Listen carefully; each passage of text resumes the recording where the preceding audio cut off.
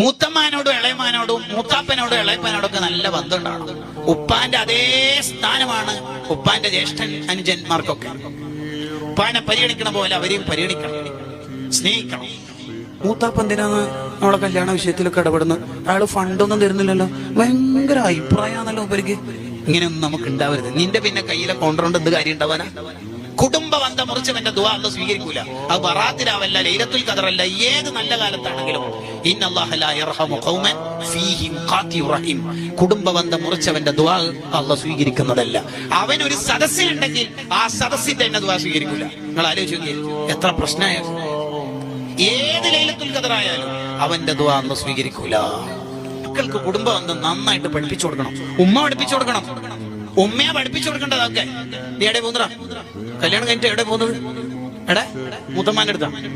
ആ പോകലെല്ലാം പോയിക്കോ, കൊറേ സാധനം ഒന്നും അടുത്തേക്ക് ആവശ്യമൊന്നുമില്ല, ജസ്റ്റ് എന്തെങ്കിലും വാങ്ങിയാൽ മതി നല്ല പറയേണ്ടത്. മൂത്തമ്മ എന്ന് പറഞ്ഞ ആരാധന നിനക്ക്? ഉമ്മ ആ പണ്ട് കാലത്ത് 2 കൊല്ലം അസുഖത്തിൽ കിടന്ന മരണത്തോട് മല്ലിട്ടൊരു രോഗിക്കറിയില്ലേ?